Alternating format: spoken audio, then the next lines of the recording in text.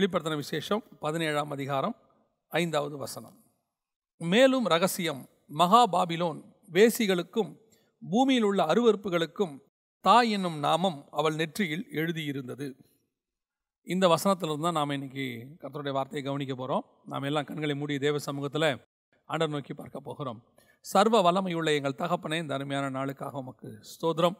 மகிமையுள்ள கரத்தில் தாழ்த்துகிறோம். நீர் எங்களோடு கூட இடைப்படுங்கப்பா. நீங்கள் பேசுங்க. யார் யாருக்கெல்லாம் இந்த வார்த்தைகள் போய் சேரணுமோ, எப்படி சேரணுமோ கர்த்தர் அறிந்திருக்கிறீர். வேத வாக்கியங்களை அறிந்து கொள்ளும்படி நீர் இருதயங்களை திறக்கிறவராக இருக்கிறீர். இப்பொழுதும் தேவ ஆவியானவர் இருதயங்களை திறந்து கேட்கிற ஒவ்வொருத்தருக்கும் இது பிரயோஜனப்பட கர்த்தர் கிருபை தருவீராக. மகிமையுள்ள கரத்தில் தாழ்த்துகிறோம் எங்கள் ஆண்டவர் இயேசுவின் நாமத்தில் பிதாவே, ஆமென். ஆமென். வெளிப்படுத்தின விசேஷம் 17ஆம் அதிகாரம் 5வது வசனத்தில் மேலும் ரகசியம் மகா பாபிலோன் என்று கொடுக்கப்பட்டிருக்கு. இந்த மகா பாபிலோன் ரகசியத்தை பற்றி நிறைய விஷயங்கள் நம்ம பேசியிருக்கிறோம். இந்த பாபிலோனுடைய ஸ்பிரிட் எப்படி கிரியை செய்கிறது என்பதை குறித்து பல விஷயங்கள் நம்ம பேசியிருக்கிறோம். அதாவது இந்த பாபிலோனுடைய ஸ்பிரிட் எங்கே ஆரம்பிக்குது அப்படின்னு கேட்டிங்கன்னு சொன்னால் 10ஆம் அதிகாரம் ஆதியாகமத்தின் புஸ்தகத்தில் ஆரம்பிக்கிறது. அதாவது ஏதேனில் இருந்ததான ஆதாமையும் ஏவாளையும் வஞ்சித்து பிசாசு வெளியே கூட்டிகிட்டு வந்துட்டு பாபேலில் தான் அவனோட ஹெட் குவார்ட்டர்ஸை அவன் ஸ்தாபிக்கிறான். ஸோ அது வரைக்கும் இடைப்பட்ட அந்த காலங்கள் பார்த்திங்கன்னு சொன்னால் ஏறக்குறைய ஒரு 2000 வருஷத்துக்கிட்ட. ஏன்னா அதுக்கப்புறம் தான் ஆபிரகாம் வராரு. அது வரைக்கும் பார்த்திங்கன்னா நோவோட ஜலப்பிரளயம் வரைக்கும் ஒரு 1600 1700 வருஷம்னு கணக்கிடுறாங்க. ஸோ இது எல்லாமே பிசாசுடைய கண்ட்ரோலுக்கு கீழே பூமி இருக்குது. பூமியானது சீர்கெட்டதாக இருந்தது, கொடுமையினால் நிறைந்திருந்தது. கர்த்தர் அதை அழித்தார். அதற்கு பிறகு நோவா அவன் பசங்க, அதில் காம் தகப்பனுக்கு விரோதமாக சில காரியங்கள் செய்யும்போது அந்த சந்ததி சபிக்கப்படுகிறது. சபிக்கப்பட்ட சந்ததியாக அதில் கானானியர்கள் வருகிறார்கள். கானானியர்கள் வம்சத்திலும் இந்த யாபேத்துடைய வம்சத்திலும் அநேகர் தேவனுக்கு விரோதமாய் மாறுகிறார்கள். அதில் மிக முக்கியமான ஒரு நபர் தான் நிம்ரோத். இந்த நிம்ரோத் போய் கட்டின இடம்தான் பாபேல். அந்த பாபேல் தான் பிசாசுகளுடைய கூடாரமாக இருக்கிறது. சகல அருவருப்புகளுக்கும் வேசித்தனங்களுக்கும் தாய் அப்படின்னு சொல்லி வெளிப்படுத்தல் 17:5 சொல்லப்படுது. இந்த பாபிலோனிய ஸ்பிரிட் ஒவ்வொரு காலகட்டத்தில் ஒவ்வொருத்தர்கிட்ட கிரியை செய்யும். இந்த பாபிலோனில் இருந்த ஸ்பிரிட்டில் மிக முக்கியமானது அப்படின்னு பார்த்தீங்கன்னா நிம்ரோத்துடைய மனைவி செமிராமிஸோடைய பையன் தம்மூஸ். இவர்களை பற்றின குறிப்புகள் எல்லாம் நமக்கு பைபிளில் இருக்குது. இதை பற்றி நிறைய நம்ம பார்த்துருக்குறோம். ஆனால் இந்த வாட்டி எனக்கு ஒரு ஜெபத்தில் இருக்கும்போது உணர்த்தப்பட்ட ஒரு காரியத்தை தான் நான் உங்களுக்கு பகிர்ந்து கொள்ள விரும்புகிறேன். என்ன அப்படின்னு கேட்டிங்கன்னா, இந்த பாபேல் கோபுரத்தை முதலாக அவர்கள் கட்டுகிறார்கள். கட்டும்போது அவர்களுக்குள்ளே இருக்கக்கூடிய மிக முக்கியமான ஒரு சுபாவம், பிசாசு ஏற்படுத்தினதான ஒரு சுபாவம் என்ன அப்படின்றதான் பார்க்குறோம். அந்த சுபாவம் தான் அந்த பாபிலோனிய ஸ்பிரிட் இன்றைக்கி நம்ம எல்லாருக்குள்ளேயும் அநேகருக்குள்ளே அப்படிப்பட்டதான ஒரு எண்ணத்தை உருவாக்குகிறது. அதற்கு இடம் கொடுக்கிறவர்கள் அந்த பாபிலோனிய ஆவிக்கு இடம் கொடுக்கிறார்கள். அப்புறம் அந்த பாபிலோனிய ஆவியின் கண்ட்ரோலுக்கு அவங்க போய்விடுகிறார்கள்னு பார்க்குறோம். இப்போ அந்த பாபிலோனிய ஸ்பிரிட் அப்படின்னு சொல்லக்கூடியதனுடைய சுபாவத்தினுடைய மிக முக்கியமானது பேசிக் அடிப்படை என்ன அப்படின்னு பார்த்தீங்கன்னா, ஆதியாகமத்தின் புஸ்தகம் 11ஆம் அதிகாரம் 4வது வசனத்தில், பின்னும் அவர்கள் நாம் பூமி எங்கும் சிதறி போகாதபடிக்கு நமக்கு ஒரு நகரத்தையும் வானத்தை அலாவும் சிகரமுள்ள ஒரு கோபுரத்தையும் கட்டி நமக்கு பேர் உண்டாக பண்ணுவோம் வாருங்கள் என்று சொல்லி கொண்டார்கள் அப்படின்னு இருக்கு. இப்போ இந்த 4வது வசனத்தில் சொல்லப்படுற மிக முக்கியமான விஷயம் இன்னும் நிறைய இருக்குது. இந்த இடத்துல அவங்க செய்யக்கூடிய சில காரியங்கள் எல்லாமே இங்கே இருக்கிறது. ஆனால் அது எல்லாத்தை விட இந்த 4வது வசனத்தில் மிக முக்கியமான சில விஷயங்கள் சொல்லப்படுது. அதுதான் இன்றைக்கும் திருச்சபைக்கு அச்சுறுத்தலாக இருக்கக்கூடியதான ஒரு காரியம். அது அடிப்படையில் கிரியை செய்கிறத பார்க்க முடியுது. அதனால தான் இதை நம்ம இன்னைக்கு ஆராய்ந்து பார்க்குறோம். இப்படிப்பட்ட சுபாவங்கள் நமக்குள்ளே வரக்கூடாதுன்னு பார்க்குறோம். முதலாவது 4வது வசனத்தில் இருக்குது, பின்னும் அவர்கள் நாம் பூமி எங்கும் சிதறி போகாதபடிக்கு அப்படின்னு இருக்கு. பூமி எங்கும் சிதறி போகாதபடிக்கு நாம் ஒரு இடத்துல கூடியிருப்போம் அப்படின்னு சொல்லி அவங்க டிசைட் பண்ணுறாங்க. இந்த டிசிஷன் தப்பா அப்படின்னு கேட்டிங்கன்னு சொன்னால், இன்றைக்கி உலக பிரகாரமாக நான் எப்பவும் சொல்லுவேன், ஒரு விஷயத்தை நாம் ரொம்ப கரெக்டாக புரிஞ்சுக்கணும்.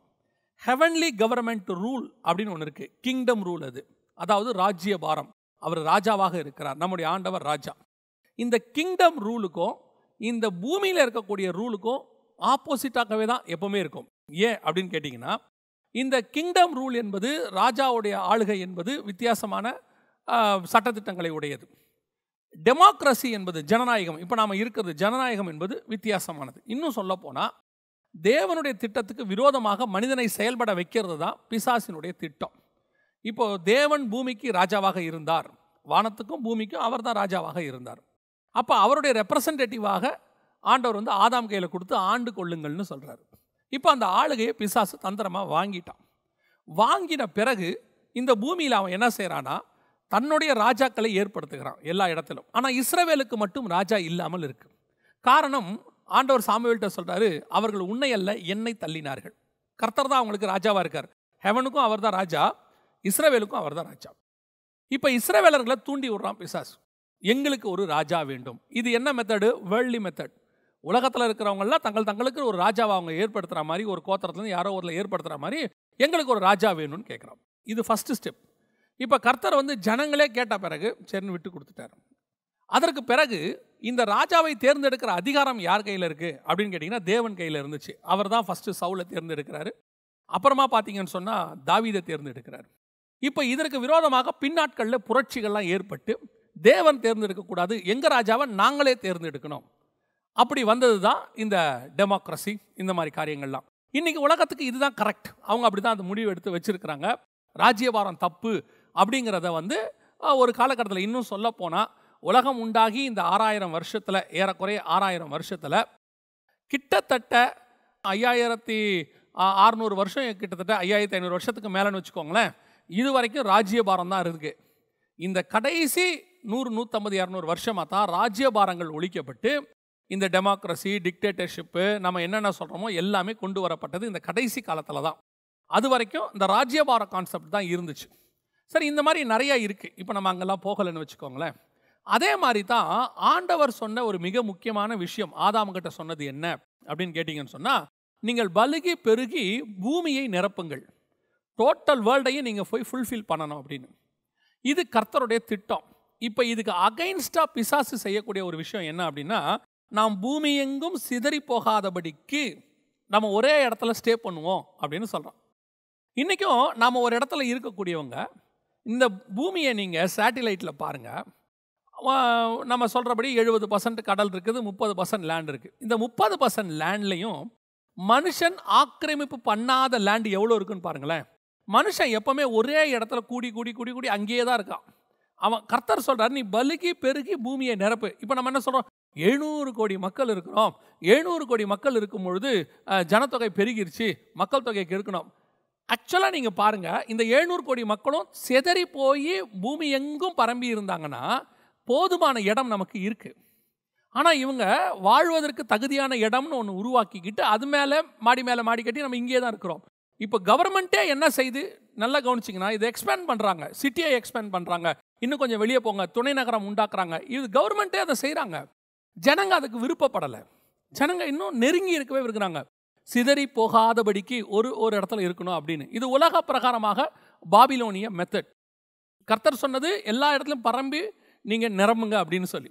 இப்போ இந்த ஸ்பிரிட்டு சபைகளுக்குள்ள, கிறிஸ்தவர்களுக்குள்ள, ஆவிக்குரியவர்களுக்குள்ள எப்படி கிரியை செய்யுது அப்படின்னு சொல்லி நீங்கள் பார்த்தீங்கன்னு சொன்னால், ஒரு காலகட்டத்தில் சபையினுடைய நோக்கம் என்ன, சபை உருவாக்கப்பட்டதனுடைய நோக்கம் என்ன? இப்போது முதல் சபை அப்போஸ்தலர்களை கர்த்தர் உருவாக்குகிறார். அப்போஸ்தலர்களுக்கு கொடுக்கப்பட்டதான அசைன்மெண்ட் என்ன அப்படின்னு பார்த்தீங்கன்னு சொன்னால், நீங்கள் உலகம் எங்கும் போய், அவர் சொல்லும் போதே பாருங்களேன், எருசலேமிலும், அடுத்து யூதேயாவிலும், அடுத்து சமாரியாவிலும், அடுத்து பூமியின் கடைசி பரியந்தமும் எனக்கு சாட்சிகளாக இருப்பீர்கள். இப்போ கர்த்தருடைய நோக்கமே நீங்கள் உலகமெங்கும் போகணும் அப்படிங்கிறது தான் தேவனுடைய திட்டம். இப்போ இந்த தேவனுடைய திட்டம் இப்படி இருக்கும்போது நாம் என்ன செஞ்சோம்? இன்னும் நீங்கள் முதலாவது சபையை எடுத்துக்கொள்ளுங்க, அப்போஸ்தலர்களே எடுத்துக்கொள்ளுங்க. அவங்க என்ன செஞ்சாங்கன்னு நீங்கள் நினைக்கிறீங்க அப்படின்னு பார்த்தீங்கன்னு சொன்னால், அவங்க சொல்லக்கூடியதான ஒரு வார்த்தை அப்போஸ்தலர் நடபடிகளை நீங்கள் பாருங்கள், 5ஆம் அதிகாரத்தில் நீங்கள் வாசிக்கும் போது, அவர்கள் தங்களுக்குன்னு ஒரு கம்யூனிட்டியை ஒன்று உருவாக்கிடுறாங்க. கம்யூனிட்டின்னா தங்களுக்கு ஒரு திட்டத்தை உருவாக்கி அவங்க சிதறி போகாதபடிக்கு அவங்க சொல்லக்கூடியதான ஒரு வார்த்தையை கவனிங்க. அப்போஸ்தலர் நடபடிகள் 6ஆம் அதிகாரம் 1, 2, 3 வசனங்கள் நீங்கள் வாசித்து பார்த்தீங்கன்னா, அந்நாட்களிலே சீஷர்கள் பெருகின போது அவங்க எல்லாம் ஒரு இடத்துல கூடி சாலமோன் மண்டபத்தில் அவங்களுக்குன்னு ஒரு திட்டத்தை வகுக்கிறாங்க. வகுத்து என்ன பண்ணுறாங்க, அவங்க சொல்கிறாங்க, உங்களுக்கு நீங்களே இந்த பந்தி விசாரிப்புக்காரங்க இதெல்லாம் ஏற்படுத்திக்கங்க, நாங்களோ வென்றால் ஜெபம் பண்ணுவதிலும் தேவ வசனத்தை போதிக்கிற ஊழியத்திலும் இடைவிடாமல் தரித்திருப்போம் அப்படின்னு இருக்கு. இந்த யோசனை சபையார் எல்லாருக்கும் பிரியமாக இருந்தது. அதற்கு பிறகு என்ன நடக்குது அப்படின்னு பார்த்தீங்கன்னா, இவங்க கொஞ்சம் பேரை செலக்ட் பண்ணுறாங்க, கைகளை வைக்கிறாங்க. ஆனால் பரிசுத்த ஆவியானவர் என்ன செஞ்சாரு? திருவுளம் பற்றினாரா? அவங்கள செலக்ட் பண்ணாரான்னா எதுவுமே இருக்காது. ஏன்னா அது தேவ திட்டம் இல்லை. தேவ திட்டம் இவங்க சாலமோன் மண்டபத்தில் இருக்கிறது இல்லை. தேவ திட்டம் பரிசுத்தாவி வர வரைக்கும் எருசலேமில் இருக்கிறது. அதற்கு பிறகு அவர்கள் பூமி எங்கும் சிதறி போவது. இதுதான் காடோடைய பிளான். ஆனால் இவங்க என்ன பண்ணுறாங்க? பரிசுத்தாவி வந்தாச்சு, ஜனங்களுக்குள்ள ரிவைவல் வர தொடங்கிருச்சு. 3000 பேர் 5000 பேர் ரட்சிக்கப்படுறாங்க. இப்போ ரட்சிக்கப்பட்டவங்களாம் அடுத்து என்ன செய்யணும்?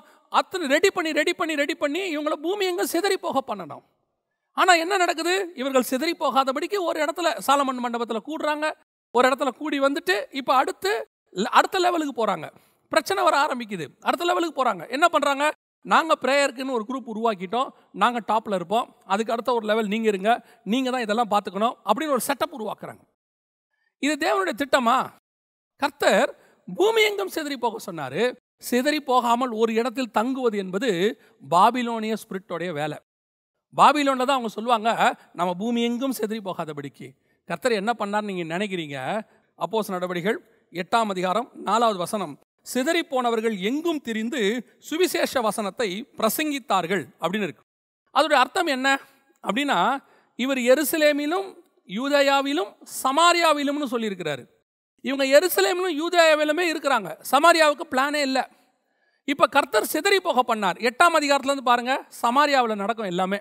சமாரியாவில் பிலிப்பை பற்றி தொடங்கிடும். அதுக்கப்புறம் பாருங்க, ஆண்டவர் அங்கிருந்து சிதறி போக பண்ணுவார். எங்கே போவோம்? உலகம் எங்கும் போகும். கிரேக்க தேசத்துக்கு போகும், பவுல் வந்துருவார், அதுக்கு பிறகு எல்லாம் போகும். அப்போ காடோடைய பிளான் எக்ஸ்பேன்ஷன். காடோடைய பிளான் உலகம் முழுவதும் போகுதல். கர்த்தருடைய சித்தம் பூமியை நிரப்புதல், போய் சகல ஜனங்களுக்கும் சுவிசேஷம். இன்னைக்கு நாம இதே பாபிலோனர்கள் பண்ண தப்ப நாம செஞ்சுக்கிட்டு இருக்கிறோம். என்ன செஞ்சிட்டு இருக்கிறோம்? யாரும் போகக்கூடாது, எங்கேயும் போகக்கூடாது, எல்லாருமே ஒரே இடத்துல இருக்கணும். எப்படி இருக்கணும்? அன்னைக்கு சாலமோன் மண்டபத்தில் கூடி இருந்த மாதிரி, 11ஆம் அதிகாரம் ஆதியாகமத்தின் புத்தகத்தில் சொன்ன மாதிரி, நாம் எங்கும் சிதறி போகக்கூடாதுன்னு சொல்லி 5000 பேர் 10,000 பேர் 20,000 பேர் ஒரே இடத்துல தான் நின்று தேவனை ஆராதிக்கணும். எல்லாரும் கூடி வர்றது தப்பு கிடையாது. அவங்கள ரெடி பண்ணி சர்ச் என்பது சபனா சொல்றது கட்டடம் அல்ல, நாம கூடுகை. இந்த கூடுகை என்பது உலகம் எங்கும் சிதறி போக வேண்டியது. இது ஒரே இடத்துல கூடி இருக்கக்கூடியது அல்ல. அது ராங் ஸ்பிரிட். அப்படி ஒரே இடத்துல 25 வருஷம் 10 வருஷம் 30 வருஷம் நீங்க இருக்கிறீங்கன்னு சொன்னா இது தேவனுடைய திட்டத்துக்கு அகைன்ஸ்ட். கர்த்தர் அப்படி ஒரு செட்டப்பை உருவாக்கவே இல்லை. நீங்க எடுத்துக்கொள்ளுங்க, எத்தனை பேர் ஒரே இடத்துல 30 வருஷம் இருந்திருக்கிறாங்க பாருங்க. அப்படி இருக்கவே இருக்காது. பூமி எங்கும் சிதறி போகுதல் எல்லா இடத்துக்கும். நம்மகிட்ட ஆண்டவர் சபைக்குள்ள ஏன் ஆளை அனுப்புறாரு? ஒரு நிரந்தர அடிமையை அனுப்பி வைக்கிறாருன்னு நினைக்கிறீங்களா? 3 தலைமுறைக்கு ஒரு விசுவாசியை நமக்கு கொடுக்குறாரு நீங்க நினைக்கிறீங்களா? அல்ல. அது உள்ள ஒரு சுவிசேஷங்க இருக்கான், அது உள்ள ஒரு போதகன் இருக்கிறான், அது உள்ள ஒரு மெய்ப்பன் இருக்கான், அதுக்குள்ள ஒரு தீர்க்கதரிசி இருக்கான். அதை கண்டுபிடிக்க வேண்டியது சபையினுடைய வேலை. சபை நான் சொன்னால் உடனே எல்லாருமே கோச்சிக்கிறாங்க, சபைக்கு விரோதமாக பேசுகிறோம், பாஸ்டர்ஸை பேசுகிறோம். இல்லவே இல்லை. அங்கே வர ஒவ்வொருத்தருக்குள்ளையும் பணக்காரன் ஆகிறதான ஸ்பிரிட் மட்டும் இல்லை. வரவனை அத்தனை பேரையும் ஆசீர்வாதம் பேசி உன்னை பிஸ்னஸில் பெரிய ஆள் ஆக்குவார், உன்னை இப்படி ஆக்குவார் அப்படி ஆக்குவாருன்னு சொல்கிறோம். நீங்கள் யோசித்து பாருங்கள், நம்ம சபைக்கு 100 பேர் வரான், எத்தனை பேர் ஊழியக்காரனாக வரான்? அதில் எத்தனை பேர் ஊழியக்காரனாகிறான்? இல்லை அழைப்பு வேணுமே, அவனுடைய அழைப்பை நீங்கள் பைபிளில் எடுத்து பாருங்கள். என்ன அழைப்புன்னு யோசித்து பாருங்கள். வெளிப்படுத்தின விசேஷம் 1ஆம் அதிகாரம் 5-6 வசனம் என்ன சொல்லுது? நம்மை ராஜாக்களும் ஆசாரியருமாய் அழைத்திருக்கிறார். காடோடைய பிளானே நம்முடைய அழைப்புக்குள்ள 2ம் இருக்கு, ராஜாக்களும் ஆசாரியரும். ராஜானா பூமிக்குரிய ராஜா இல்லை, அது நம்ம நல்லா தெரிஞ்சுக்கணும். நம்ம ராஜாக்களுக்கு என்ன இன்டர்பிரேஷன் கொடுக்குறோம்? பூமியில் ஆசீர்வாதமாக கிங் மாதிரி இருக்கணும், நாம் இங்கே பெரிய ராஜ்யபாரம் காட்டணும், அதை சொல்லலை. இயேசு கிறிஸ்து மெல்கிசேதேக்கின் முறைமையின்படி ராஜாவும் ஆசாரியருமாய் இருக்கிறார். அப்போ இயேசு ராஜாவாக இருந்தாரா பூமியில்? ஆனால் அவரை ராஜான்னு தான் கூப்பிட்டாங்க. யூதரின் ராஜான்னு சொன்னாங்க. கழுத மேலே உட்கார வச்சு கூட்டிகிட்டு வந்தாங்க.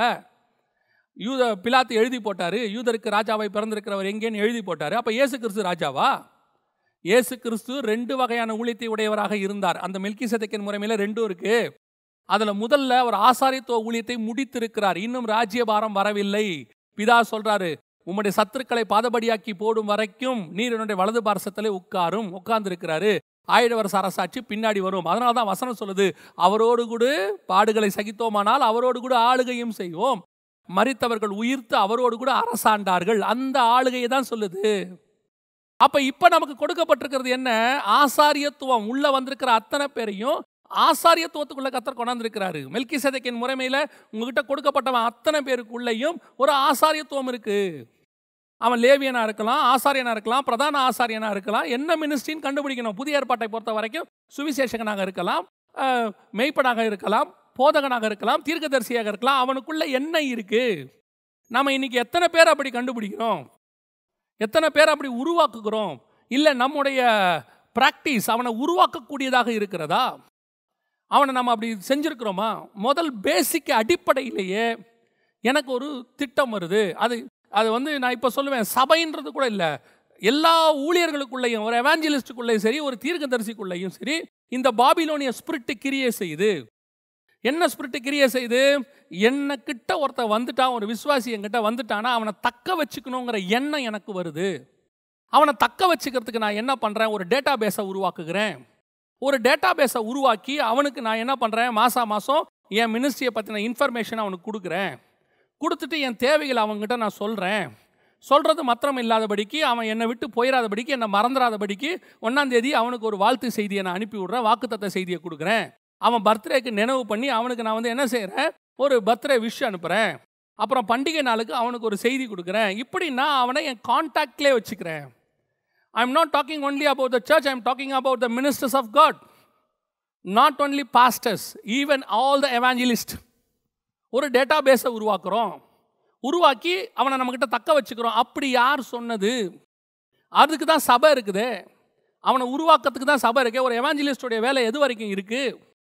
ஒரு எவாஞ்சலிஸ்டோட வேலையை அவனை ரட்சிப்புக்குள்ளே நடத்தி, ஆண்டவர்களை நடத்தி, ஒரு மெய்ப்பன் கையில் ஒப்படைக்கிற வரைக்கும் யார்கிட்ட இருக்குது? ஒரு எவாஞ்சலிஸ்டோடைய வேலை. பிலிப்பை எடுத்துக்கொள்ளுங்க, காந்தாகா மந்திரிக்கு எல்லாத்தையும் சொல்கிறாரு, விவரமாக சொல்கிறாரு, ஞானசானம் வரைக்கும் நடத்துகிறாரு. அதற்கு பிறகு பிலிப்பு காணப்படாமல் போனான்.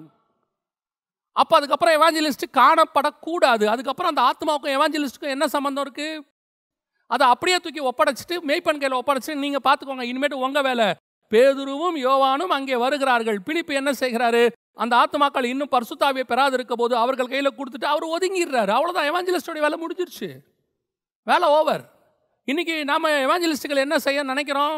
நமக்கு ஒரு டேட்டா பேஸை உருவாக்க நினைக்கிறோம், நமக்கு ஒரு க்ரௌடு, நம்ம ஒரு மீட்டிங்கு, அப்புறம் வாரம் சந்திக்கிற எவாஞ்சலிஸ்ட்டு, அப்புறம் கொஞ்ச நாள் எவாஞ்சலிஸ்ட்டுக்கிட்ட வரக்கூடிய விசுவாசிலாம் சேர்ந்து என்ன சொல்லுது? எங்களுக்கு இந்த மாதிரி சத்தியத்தை எங்கள் சபையில் கூட கொடுக்கறதில்ல, எங்கள் பாஸ்டர் கூட கொடுக்கறதில்ல, நீங்களே ஏன் ஒரு சர்ச்சை ஆரம்பிக்கக்கூடாது? ஆரம்பிக்கும் போது எவாஞ்சலிஸ்ட் ஆரம்பிக்கிறவர் அப்புறம் வந்து பாஸ்டர் ஆகி, ரெவரண்ட் ஆகி, அப்புறம் பிஷப் ஆகி, அழைத்த அழைப்பும் கிருபா வரவங்களும் மாறாதவைகள்னு இருக்கும்போது இது எப்படி மாறுது? என்ன? சிதறி போகக்கூடாது, எல்லாம் எங்கிட்ட இருக்கணும், வச்சுக்கணும். விசுவாசி அப்படியே, அதுவும் நல்ல பிஸ்னஸ் மேன் கொடுக்குற விசுவாசியாக இருந்தால் அவனை ஸ்பிரிச்சுவல் ஸ்டாண்டர்ட்லேயே வளர விடாமல் பிஸ்னஸ் ஸ்டாண்டர்டில் வளர வைக்கிறது. கர்த்தர் ஒன்று ஆசீர்வதிப்பார். உபாகம் 1:11 படி அப்படி ஆக்குவார், இதன்படி இப்படி ஆக்குவார். அவனை இன்னும் பிஸ்னஸ் பெருகும். எப்போ அவன் ஆவிக்குரிய வாழ்க்கையில் பெருகுவான்? அவன் பணக்காரனாக சாவறதுக்கு அவன் கையில் வந்தான். பணக்காரனாக சாவறதுக்கு இங்கே வர்றதுக்கு அவன் உலக பிரகாரமாக இருக்கக்கூடிய மிகப்பெரிய பணக்காரர்கள் கையில் கர்த்தர் ஒப்படைச்சிருப்பார். ஒரு போதகர் கையிலையோ எவாஞ்சலிஸ்ட் கையிலையோ ஒருத்தன் வரானா எதற்காக வரான்? அவன் பணக்காரனாக சாவதற்கு வரவில்லை, ஆவிக்குரியவனாக, சீஷனாக. ஒரு சபையினுடைய பொறுப்பு என்ன? வரக்கூடியவனை அப்படியே ஒரு விசுவாசியை மாற்றி, விசுவாசி சீஷனாகி, சீஷன் ஊழியக்காரனாகி வெளியே போய் சிதறி போய் பலிக்கு பெருகணும். இந்த தக்க வச்சுக்கிற சுபாவம் சிதறி போகக்கூடாது. எல்லாம் எங்ககிட்ட தான் இருக்கணும், எல்லாரும் நம்ம கூட தான் இருக்கணும். இது என்ன ஆவி? Babylonian spirit. எப்போ வரைக்கும் இருக்கணும்? அவனை உருவாக்குற வரைக்கும். அவனுக்குள்ளே இருக்கக்கூடிய அந்த ஆசாரியத்துவத்தை அவனுக்கு தெரியப்படுத்தணுமே, அதுக்கான மோட்டிவேஷன் நம்ம உருவாக்கணுமே. அன்றைக்கி இல்லை, ஊழியக்காரங்க அத்தனை பேரும் எல்லாருமே ஊழியக்காரன் ஆகணும்னு ஆசைப்பட்டாங்க. தங்கிட்ட வரவனெல்லாம் ஊழியக்காரன் ஆக்கணும். இப்போ பாருங்கள், இயேசு தங்கிட்ட வந்தவனை 12 பேரை அப்போஸ்தலன் ஆக்கினாரு, 70 பேரை சீஷர்களாக மாற்றுறாரு, 2 பேரை அனுப்பி விடுறாரு, இவங்களை உலகம் எங்கும் போக சொல்கிறாரு. தங்கிட்ட வரவனெல்லாம் மாற்றிக்கிட்டே இருக்கார் பாருங்க. பின்தொடர வேண்டியவனெல்லாம் எவனெல்லாம் ஊழியக்காரன், அவர்கிட்ட வரவெல்லாம் ஊழியக்காரனாக மாறுறான். இன்றைக்கி ஒரு சில ஊழியர்களை குறித்து நான் கேள்விப்பட்டிருக்கிறேன். எவாஞ்சலிஸ்ட்டை பற்றி நான் கேள்விப்பட்டேன். அவர் அவர்கிட்ட வந்த அத்தனை பேரையும் ஊழியக்காரனை மாற்றி இருக்கிறார். அவங்க மூலமாக சில நாடுகள் சந்திக்கப்பட்டிருக்குது. ஏன்? ஒரு சிலருடைய ஊழியங்கள் சில நாடுகளில் ரேடியோ வழியாக போய் அங்கே ஊழியர்கள் உருவாகுறாங்க. இன்னைக்கு நாம் அந்த மோட்டிவேஷனில் இல்லை. அதை தான் நான் சொல்ல வரேன். நல்லா கவனிச்சுக்கொள்ளுங்க. எலியா கையில் வந்தவங்க எல்லாருமே தீர்க்கதரிசிகளின் புத்திரர். எலியா விசுவாசிகளை தனியாக மெயின்டைன் பண்ணி தீர்க்கதரிசிகள் புத்திரர் தனியாக மெயின்டைன் பண்ணாரா? இவங்கெல்லாம் மினிஸ்ட்ரியில் இருக்கட்டும், நீங்கள்லாம் மாதம் மாதம் சந்திக்கிறதுக்கு நீங்கள் இருங்க, அப்போ தான் எங்கள் மினிஸ்ட்ரி டெவலப் ஆகும். இன்றைக்கி என்ன சொல்கிறாங்க? எல்லாருமே ஊழியத்துக்கு வந்துட்டா கொடுக்கறது யார்? கொடுக்கறது நீங்களா? கர்த்தர். நீங்கள் கொடுக்காவிட்டால் காக்கா கொடுக்கும். காக்கா கொடுக்காவிட்டால் பரலோகத்திலிருந்து தூதனை வச்சு அனுப்புவார். 5000 பேருக்கு சாப்பாடு போடணுன்னா யார் கொடுத்தாங்க? அதை மிராக்கலாக கர்த்தர் நடத்துவார். என்னைக்கு மனுஷனை நம்பி ஊழியம் நடக்குதோ அன்னைக்கு வரைக்கும் தக்க வைக்கிற மினிஸ்ட்ரி இருந்துக்கிட்டு தான் இருக்கும். என்னைக்கு இவன் கொடுக்கறதுனால தான் நம்ம வணக்கிறோம், இவனை விட்டுறக்கூடாதுன்னு என்ன வருதோ அப்போ நீங்கள் அவனை விட மாட்டீங்க. நான் மனுஷனை நம்பி அல்ல, கர்த்தரை நம்பி ஊழியம் பண்ணுகிறேன். எங்கிட்ட டேட்டா பேஸ் இருக்கக்கூடாதுன்னு நான் ரொம்ப ஸ்ட்ராங்காக சொல்வேன். நான் யாருக்கும் வாழ்த்து செய்தி அனுப்பவே மாட்டேன், பர்த்டேவை நினைவு கூற மாட்டேன். அதுக்கு நான் அவங்க எங்கிட்ட வரல, நான் அதுக்கு அவங்களுக்கு இல்லை. சத்தியத்தை கொடுக்கறதுக்கு தான் நம்ம இருக்கிறோம், அவ்வளோதான். எதுக்கு சொல்கிறேன்? No expectations. We are only born by the spirituality. அதை தாண்டி நீங்கள் நினைவு வச்சுக்கிட்டு அன்பா அவங்களுக்கு வாழ்த்து செய்தி சொல்கிறீங்க, அதெல்லாம் உங்கள் இஷ்டம். ஆனால் இதுக்காகவே வாழ்த்து செய்தி சொல்கிறது, தக்க வச்சுக்கிறதுக்குனே அதுக்குன்னே ஒரு கேலண்டர் போடுறது, அதுக்குன்னே ஒரு டைரி போடுறது, இல்லை, இது ராங். இந்த சிதறி போகணும். உங்ககிட்ட வரவன் எத்தனை பேர் ஊழியக்காரனாங்கிறது தான் உன் சாவில் உனக்கு இருக்க போகிற மேன்மை, தெரியுமா? எங்கிட்ட வந்தவங்கள எத்தனை பேர் ஊழியக்காரனாய் மாறினான், அதுதான் பாண்டு, அதுதான் மேன்மை. சாகும்போது என்னை சுற்றிலும் எத்தனை ஊழியக்காரன் நிற்கிறான்னு பார்க்கணும், எத்தனை கிளை விட்டுருக்கிறேன், எத்தனை பிரான்ச்சஸ் போயிருக்கு. முதலாவதாக பாபிலோனிய ஸ்பிரிட், பூமி எங்கும் சிதறி போகாதபடி கர்த்தர் சொல்கிறாரு, சிதறிப்போ, எல்லா பக்கமும் சிதறிப்போ. உங்ககிட்ட வரவனை உருவாக்கணுங்கிற மைண்டு உனக்கு இருக்கணும். இதை எப்படி உருவாக்கலாம் பாருங்கள். ஸ்கூலுக்குள்ளே பிள்ளைகளை கூட்டிகிட்டு வராங்க. அங்கே வர பிள்ளைகளில் என்றைக்காவது அந்த டீச்சர்ஸ் நினைப்பாங்களா, இதில் ஒரு 50% மூட்டை தூக்க போக்கும், 50% சாதாரண ஒரு வேலை பார்க்க போகுது, இது ஒரு 2 தான் இன்ஜினியர் ஆகும், 1 தான் டாக்டர் ஆகும்னு இல்லை. அங்கே வரவங்க அத்தனை பேரும் நல்லா இருக்கணும்னு அந்த டீச்சர் நினைப்பாங்க. அப்படி நினச்சாதான் அந்த டீச்சர், அவங்க தான், அப்போ தான் அவங்க நல்ல டீச்சர். அதுக்கடுத்து அப்படியே ஃபில்டர் பண்ணுறாங்க. ஃபில்டர் பண்ணி நல்லா கவனிச்சு பாருங்கள். அந்த 10th முடியும் போது அத்தனை பேருக்கும் ஆளுக்கு ஒரு குரூப் இருக்கு. இதில் எங்கேயாவது இது உருப்படாது, இதுக்கு மேலே இதுக்கு வாய்ப்பு இல்லை அப்படின்னு சொல்கிற குரூப் ஏதாவது இருக்கா? இல்லை.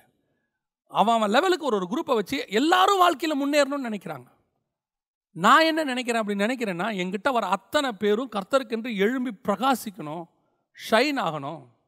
அத்தனை பேரும் பணக்காரன் ஆகணும்னு நான் நினைக்கிறேன்ல, அத்தனை பேரும் ஆசீர்வாதமாக இருக்கணும்னு நினைக்கிறேன். ஆசீர்வாதமாக இருக்கட்டும், தப்பு கிடையாது. ஆனால் அத்தனை பேரும் ஊழியக்காரன் ஆகணும்னு நான் நினைக்கணும். இல்லைங்க, அது அழைப்பு கர்த்தருடையது. நீங்கள் நினைங்க, அழைப்பு கர்த்தருடையது. உங்களுக்கு அந்த ஃபேக்ட் வேணும்ல, எனக்கு அந்த பாரம் வேணும்ல. என்னை நம்பி ஆண்டவர் ஒரு 10 பேரை பேச சொல்கிறாரு, இதில் 10 ஊழியக்காரன் உருவானா நல்லா இருக்குமே அப்படிங்கிற எண்ணம் எனக்கு வரணும். அதை உருவாக்குறது உருவாக்காதது கர்த்தர்கிட்ட இருக்குது. என்னுடைய மோட்டிவ் என்னங்கிறதா இங்கே பேச்சு. கர்த்தருடைய திட்டம் வேற.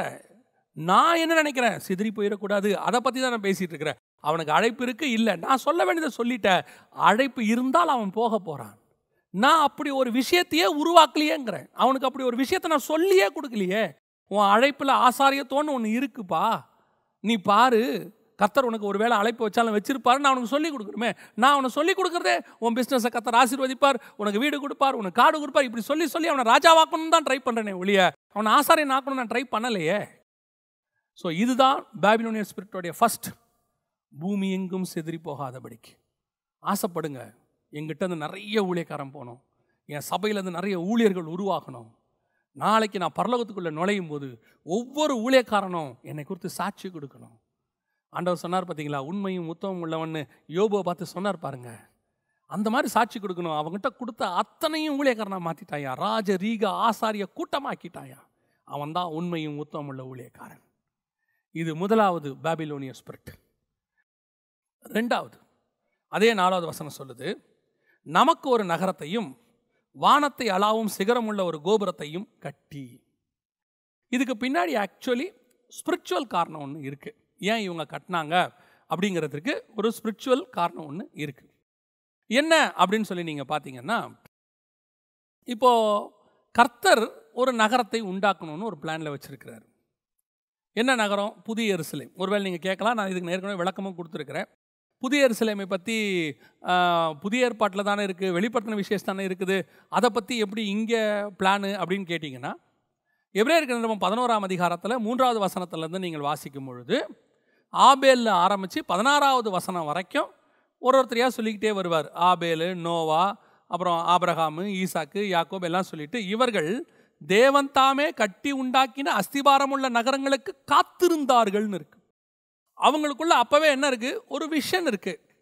என்ன விஷன்? கர்த்தர் நமக்கு ஒரு நகரத்தை ஆயத்தம் பண்ணிட்டு இருக்கிறாருன்னு ஒரு விஷன் இருக்கு. அந்த இடத்துல நீங்க எபிரேயர் 11 வாசிக்க முடியும்.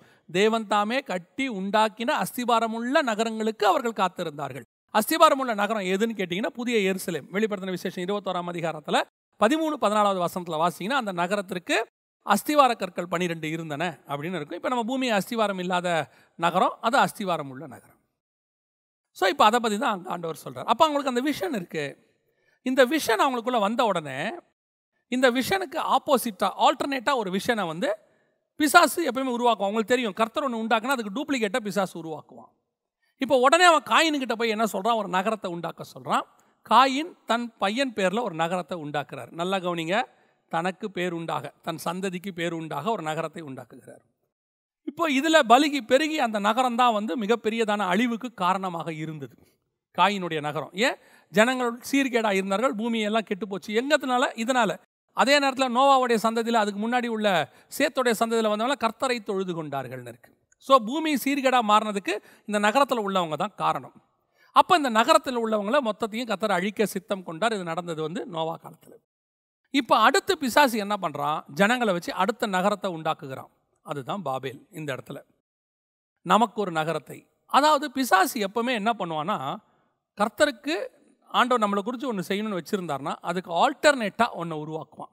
ஸோ இந்த நகரத்தினுடைய கான்செப்டுங்கிறது ரொம்ப பெருசு. அது அங்கேருந்து புதிய எருசலேம் வெளிப்படுத்தின விசேஷம் வரைக்கும். இப்போ நம்ம அதை அங்கே போகலைன்னு வச்சுக்கோங்களேன். இப்போ இந்த நகரம் இருக்குது பாருங்களேன், சிட்டி, இது அவன் உண்டாக்குனது. இந்த சிட்டியை, கர்த்தருக்கு ஒரு சிட்டி இருக்குது நியூ ஜெருசலேம், அதுக்கு ஆல்டர்னேட்டாக தான் இவன் உருவாக்குறான். இந்த இடத்துல கர்த்தர் உங்களுக்கு ஒரு பிளான் வச்சுருக்கும் போது அதுக்கு ஆல்டர்னேட்டாக உங்களுக்கு ஒரு பிளானை பிசாசு சொல்லி கொடுப்பான். அது எப்படி இருக்குன்னு கேட்டிங்கன்னா, புதிய எருசலேம் கர்த்தருடைய நாம மகிமைக்குன்னு வரும், இது நமக்கு பேர் உண்டாக்கும்படி வரும். அது வரப்போறது மகிமையானது, ஸ்பிரிச்சுவல், இது ஃபிசிக்கல்.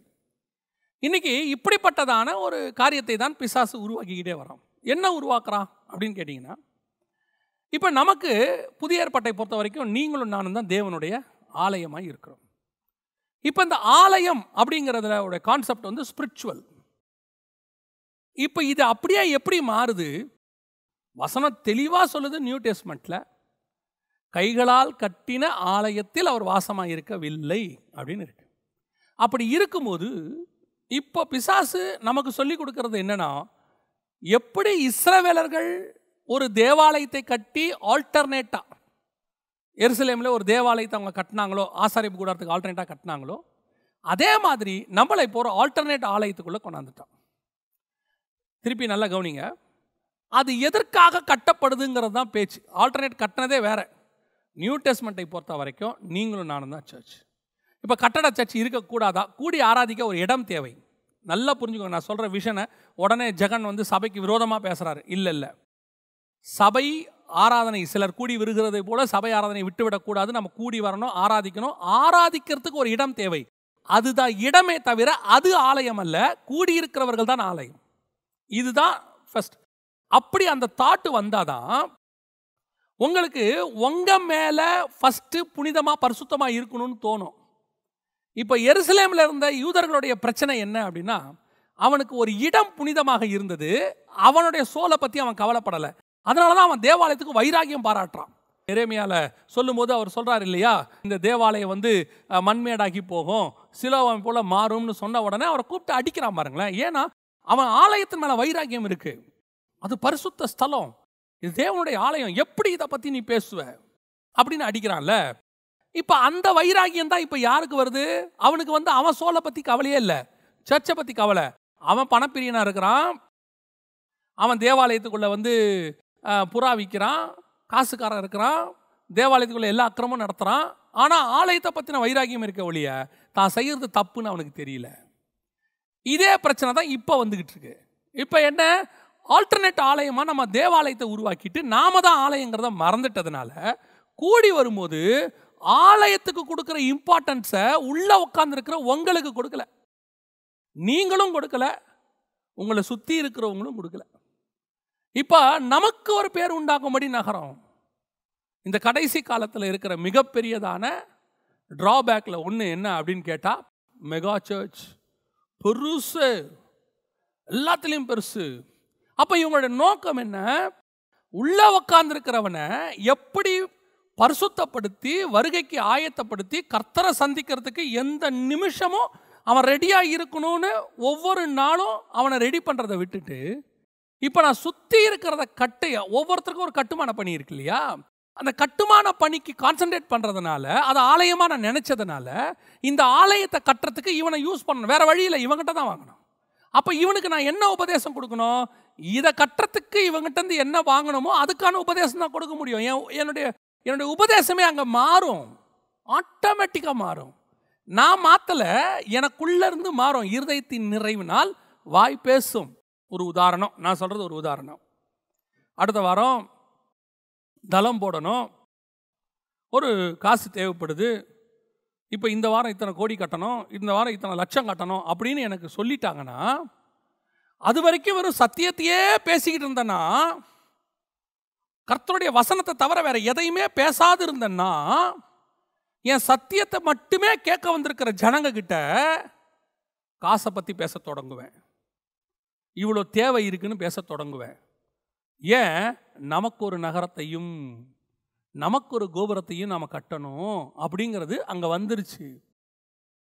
இப்போ கர்த்தர், இப்போ ஒருவேளை நீங்கள் ஆராதிக்கிறதுக்கு ஒரு இடம் வேணும், சிதறி போக முடியாது, அல்லது மழை வெயில் அடிக்குது, நமக்கு ஒரு இடம் வேணும் அப்படின்னு சொல்லி கர்த்தர் விரும்பினா என்ன நடக்கும் தெரியுமா?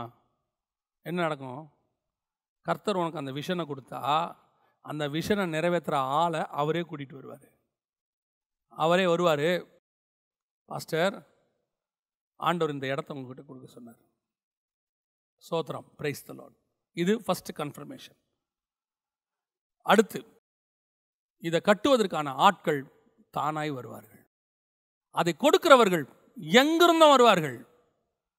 யூதருக்கு ராஜாவும் வீட்டுக்குள்ளே இருந்தா கிழக்கிழந்து வானசாஸ்திரி கொண்டு வந்து பொண்ணு அவன் பாதத்தில் வச்சிருவான், அவ்வளோதான். நீங்கள் போதும் அப்படின்னு சொல்கிற அளவுக்கு கொண்டு வந்து வச்சிருவான். அது கர்த்தர் கட்ட சொல்லலை அப்படின்னா நீங்கள் வாழ்நாளெல்லாம் வேணும் வேணும்னு தான் கேட்டுக்கிட்டே இருப்பீங்க. கர்த்தர் கட்ட சொன்னால் ஒரு இடத்துல நீங்கள் போதும்னு சொல்லுவீங்க. ஏன், கர்த்தர் சொன்னார்னா ஒரு ப்ராஜெக்ட், அந்த ப்ராஜெக்ட் அந்த இடத்துல முடிஞ்ச பிறகு அதுக்கப்புறம் தேவை இருக்காது, போதும், அவ்வளோதானே. எப்போ நீ 10 வருஷமா வேணும் வேணும் வேணும்னு கேட்டுக்கிட்டே இருக்கியோ அப்போ அது கர்த்தர் கட்ட சொன்னது இல்லை. கர்த்தர் இப்படி கட்ட சொல்ல மாட்டார், அதுக்குரிய ஆளை அவரே அனுப்புவார், அதுக்கு பிளான் போடுறவனை அனுப்புவார், சித்திர வேலை செய்கிறவனை அனுப்புவார், ஞான இருதயம் உள்ளவனை அனுப்புவார், யூகித்து செய்கிறவனை அனுப்புவார், எல்லாம் வந்து செஞ்சு கொடுப்பாரு. நம்ம வேலை சூப்பர்வைஸ் பண்ணுறது மட்டும் இருக்கும். If God have a plan on you. இப்போ நான் எனக்கு ஒரு நகரத்தை உண்டாக்க விரும்புகிறேன், எனக்கு பேர் உண்டாக்க. இந்த தமிழ்நாட்டிலேயே பெரிய சர்ச் இருந்து எனக்கு ஆல் ஓவர் த வேர்ல்டு எல்லா சிட்டிலையும் ஆஃபீஸ் இருக்கணும், எனக்கு எந்த ஸ்டேட்டில் இறங்கினாலும் அங்கே ஒரு வீடு இருக்கணும். இருக்கு, இப்படி ஒரு ஆசை எல்லாருக்கும் இருக்கு. இதனால் யாருக்கு பிரயோஜனம் நீங்கள் நினைக்கிறீங்க?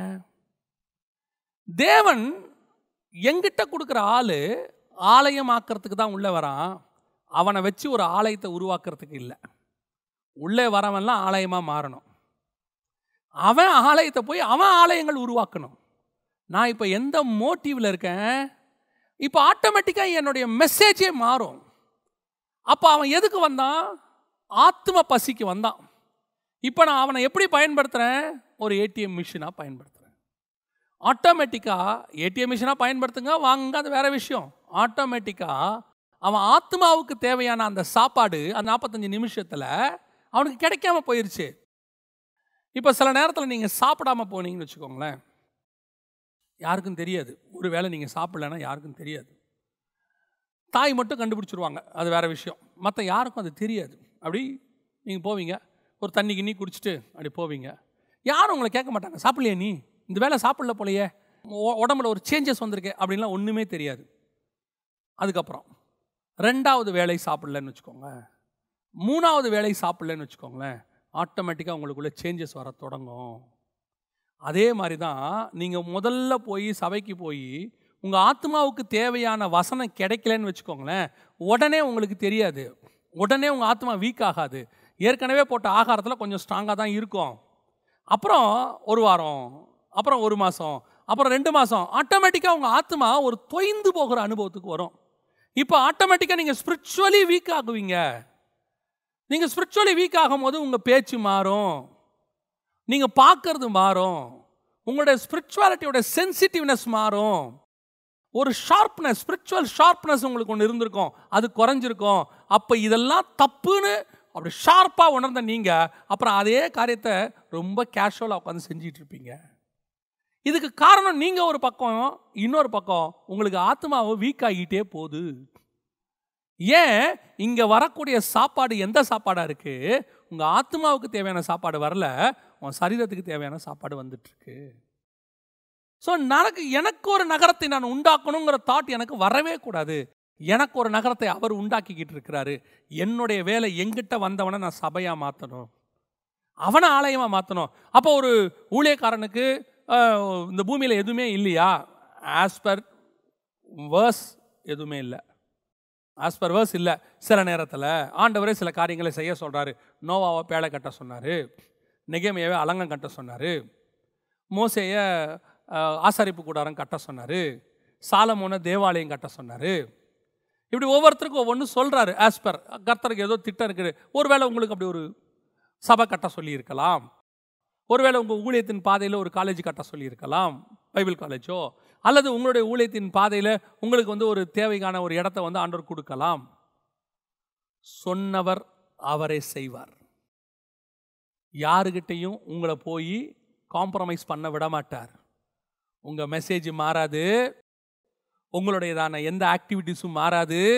பணக்காரனை பார்த்தா குனிய மாட்டீங்க, அவனுக்கு ஏற்ற மாதிரி உங்கள் பேச்சு மாறாது. நீங்கள் எந்த இடத்துலையும் உங்கள் ஸ்பிரிச்சுவல் ஸ்டாண்டர்டு மாறாமல் இருக்கும். இது சத்தியத்தை பேசிட்டு போயிட்டே இருப்பீங்க. தேவைகள் சந்திக்கப்பட்டு கொண்டே இருக்கும். அதுதான் திருப்பியும் சொல்கிறேன், ஆண்டவர் சொன்னால் அவர் செய்வார். யாருக்கிட்டையும் அதை சொல்ல வேண்டிய அவசியம் இல்லை. நமக்கு பேர் உண்டாகணும்னா தான். கர்த்தருக்கு பேர் உண்டாக்குறது என்னது? வரவனை ஆலயமாக மாற்றுறது. என்னை நம்பி கொஞ்சம் பேரை கொடுத்துருக்காரு. அது எவாஞ்சலிஸ்டாக கூட இருக்கட்டும். உங்களோட கூட்டங்களுக்கு 5000 பேர் வரான். எதுக்கு வந்திருக்கான்? ஆண்டவரை ஏற்றுக்கொள்றதுக்காக வந்திருக்கான். உங்களை நம்பி கர்த்தர் அனுப்பியிருக்காரு. அவங்ககிட்ட சொல்ல வேண்டியது காஸ்பல், அவனுக்கு செய்ய வேண்டியது ஹீலிங், அவனுக்கு கொடுக்க வேண்டியது டெலிவரன்ஸ், அவனுக்கு கொடுக்க வேண்டியது கார் வாங்குற ஃபார்முலா கிடையாது, வீடு கட்டுறதுக்கான காரியம் கிடையாது. அவனுக்கு ஆத்மாவுக்கு தேவையானது தான் அங்கே பேசணும். மிச்சத்தை கர்த்தர் பார்த்துக்கொள்வார். அவனை பணக்காரன் ஆக்கணும்னா ஓவர் நைட்டில் அவர் ஆக்கிட்டு போயிடுவார். நமக்கு தேவை அவருக்கு பேர் உண்டாகணும். எனக்கு பேர். இன்றைக்கி கடைசி காலத்தில் ஹீரோ வர்ஷிப் வந்துக்கிட்டே இருக்கு.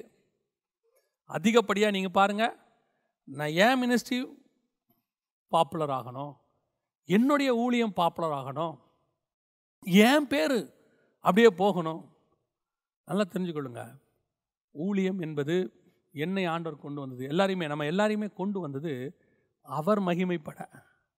என்கிட்ட ஒரு ப்ராஜெக்ட் கொடுத்துருக்காரு, அந்த ப்ராஜெக்டை செய்யறதுக்கு தான் கர்த்தர் கூட்டு வந்தாரே ஒழிய என்னை உயர்த்தது அவர் வேலை. உன் பேரை நான் பெருமைப்படுத்துவேன். நம்ம பண்ண வேண்டாம், நம்ம பண்ணவே வேண்டாம். நம்ம என்ன பண்ணணும்? போஸ்டர் அடித்து நம்ம ஃபோட்டோவை பெருசாக போட்டு நம்மளே ஃபோட்டோ எடுத்து நம்மளே மேக்கப்லாம் போட்டு நின்று ஃபோட்டோ ஒன்று எடுத்து கையில் கொடுத்து இதை போடுங்க, இப்படி போடுங்க, இந்த சைஸில் போடுங்க, ஃபாண்ட்டு இப்படி போடுங்க, கீழே 9 வரங்களை பெற்றவர்னு போடுங்க, பக்கத்தில் என்னுடைய டிகிரியெல்லாம் மறந்துடாமல் போடுங்க, ஒரு காலகட்டத்துக்கு அப்புறம் குடும்பமாக போடுங்க. இது நமக்கு நாமே பேர் உண்டாக பண்ணுறது. உங்கள் பேரை பெருமைப்படுத்தணுன்னா இப்போ யோசிச்சு பாருங்கள்.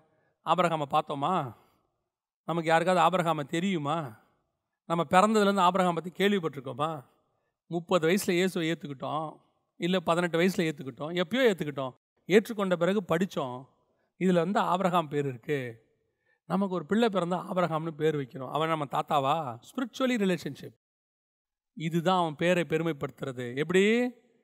எங்கேயோ இருந்த சினையார் தேசத்தில் கல்தேயர் பட்டணத்தில் பிறந்த ஒரு நாடோடியாய் ஊராய் சுற்றி கொண்டிருந்த ஒரு கூடாரவாசியின் பெயரை தமிழ்நாட்டில் பிறந்த எதையோ ஒரு மூலையில் இருக்கிற ஒரு பிள்ளைக்கு நான் வைக்கிறேனே, இதுதான் பேரை பெருமைப்படுத்துதல். எனக்கு நானே போடுறது பேரை பெருமைப்படுத்துறது இல்லை. ஒரு பத்திரிகையை போட்டால் முதல் பேஜிலேருந்து கடைசி பேஜ் வரைக்கும் ஃபோட்டோ, எல்லா பேஜ்லேயும் ஃபோட்டோ இருக்குது, எல்லா பேஜ்லேயும் ஃபோட்டோ இருக்குது, விதவிதமாக இருக்குது. அது உங்கள் பத்திரிக்கை, நீங்கள் போட்டுக்கோங்க, தப்பு கிடையாது. என்னை நானே பிரஸ்தாபப்படுத்துவதற்காக இங்கே வரவில்லை. அவர் பெருகவும் நான் சிறுகவும் வேண்டும். இன்றைக்கி பவுலை பாருங்கள், நம்ம பார்த்தோமா பவுல் எப்படி இருப்பார்? இன்றைக்கும் டிபேட் நடக்குது. பவுல் உயரமாக இருப்பார், குட்டையாக இருப்பார், அவருக்கு ஒரு கண் இருக்காது, என்னென்னமோ சொல்கிறாங்க, கருப்பாக இருப்பார், விரும்பத்தக்க ரூபம் அவருக்கு இல்லை, என்னென்னமோ சொல்கிறாங்க பவுலை பற்றி. என்ன வேணால் இருந்துட்டு போட்டோங்க. எங்கேயோ பிறந்த பவுல் பேரை இன்னைக்கு வைக்கிறான் பாருங்க, 2000 வருஷம் கழிச்சியும் வைக்கிறான் பாருங்க. இதுதான் கர்த்தர் பேரை பெருமைப்படுத்துதல். நாளைக்கு நீ போன பிறகு இப்படி ஒரு ஊழியக்காரன் இருந்தான், இவன் பேரை என் பிள்ளைக்கு நான் வைப்பேன்னு என்னைக்கு நினைக்கிறானோ அன்னைக்கு தான் உன் பேர் பெருமைப்படுது. இன்னைக்கு எத்தனை ஊழியக்காரங்க பேர் மறக்கப்பட்டு போச்சு, எத்தனை ராஜாக்கள் பேர் மறக்கப்பட்டு போச்சு, எத்தனை சயின்டிஸ்ட் பேர் மறக்கப்பட்டு போச்சு, எத்தனையோ நோபல் பிரைஸ் வாங்கினவங்க பேரெல்லாம் மறக்கப்பட்டு போச்சு. உலக சரித்திரத்தையே புரட்டி போட்ட எத்தனையோ அரசர்கள் பேர் இன்னைக்கு மறக்கப்பட்டு போச்சு. ஹிஸ்ட்ரியில் கூட இல்லை, இன்னைக்கு இல்லை.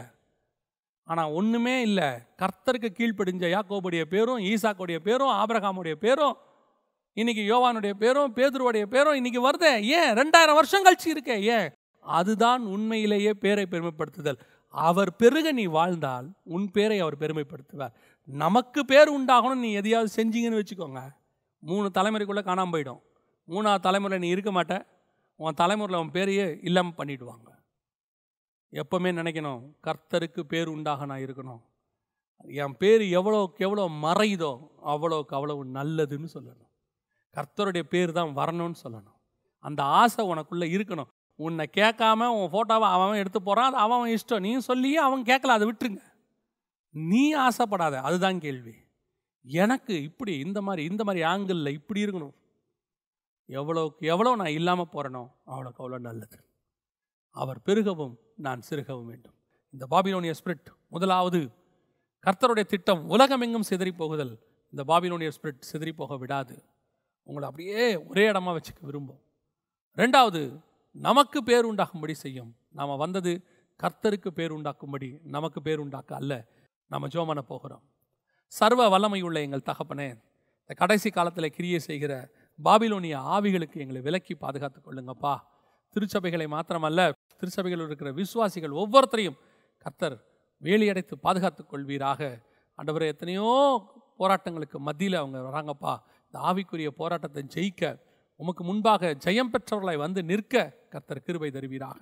இந்த வசனங்கள் அவர்களுக்குள்ளே 100க்கு 100 பலன் கொடுப்பதாக. இருதயங்களை திறந்து உள்ளே அனுப்புகிற ஆண்டவர் அனுப்பும்படி நாங்கள் ஜெபிக்கிறோம். ஆசீர்வதியும் வழி நடத்தும். எங்கள் ஆண்டவர் இயேசுவின் நாமத்தில் ஒப்பு கொடுத்து ஜெபிக்கிறோம் எங்கள் ஜீவனுள்ள நல்ல பிதாவே, ஆமென்.